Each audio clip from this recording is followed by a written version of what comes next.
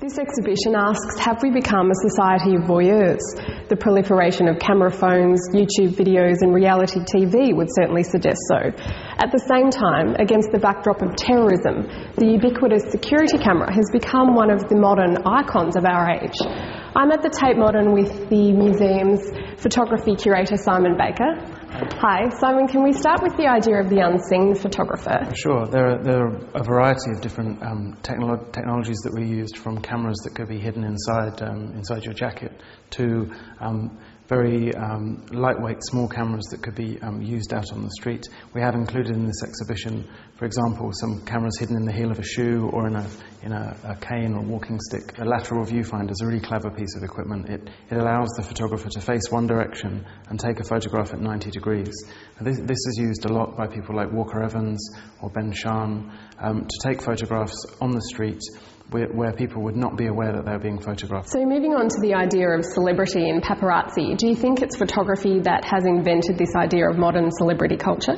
The idea of the snapshot comes from hunting language, of kind of the hunter following and catching their prey or whatnot with a gun. The early 19th century sort of precursors of paparazzi photography are very much like that. You see Edgar Degas being kind of snapped coming out of the toilet, or famous actresses kind of coming out of restaurants. And this idea of the relationship of the photographer to the celebrity is very important. It's like a game of hide and seek. Eroticism and voyeurism have had a long history within photography. What questions do you think they pose for the viewer, which are very often cast in the role of the peeping Tom? The camera has always enabled us to see things that maybe we would like to see but we shouldn't. And that relationship between wanting to see, sort of desire, and voyeurism is very, very strong. From the middle of the 19th century, though, those images were very explicit already. So what really changes is the kind of ways in which kind of voyeuristic images were made. We have some examples in the exhibition of work made by Ouija, for example, in cinemas, which are made with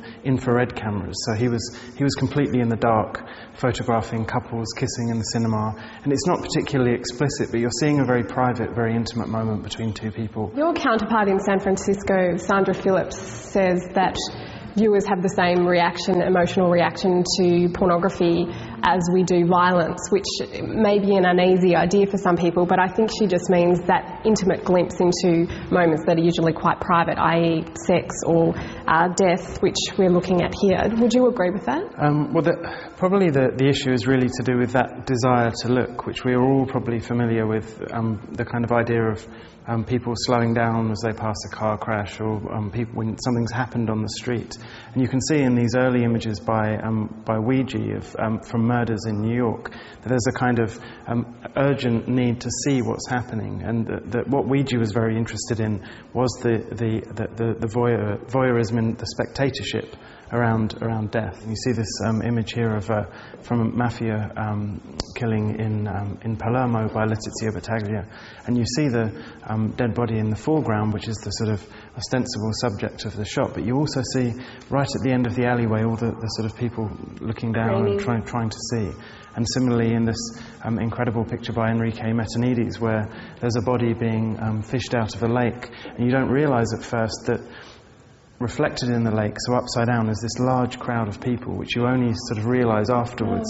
First of all, it seems like a very, as you said before, a very intimate, very quiet moment, but actually it's being watched by a large number of people. In the most recent adaptation of photography, surveillance, which is kind of voyeuristic in anticipation, in a sense, how do you view photos like Simon Norfolk's one here? Simon Norfolk's work photographing, in this case, a radio relay station. So this is the technology used to pick up mobile phone signals, electronic communications from computers. It's quite a political idea, the idea of actually making surveillance visible, something that's very strong in the last part of the show.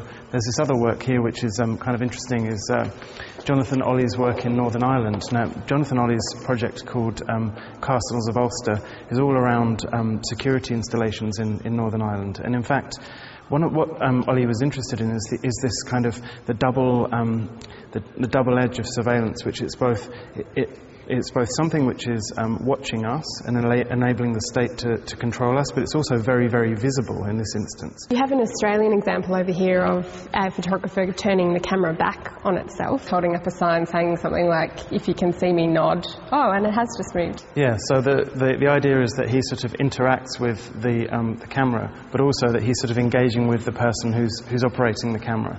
So you have he's inviting the camera operator to move the camera a certain way, and he asks for can I have the tape of this performance? And so he's sort of humanising the relationship between the person and the camera. Simon Baker, thank you very much. Pleasure.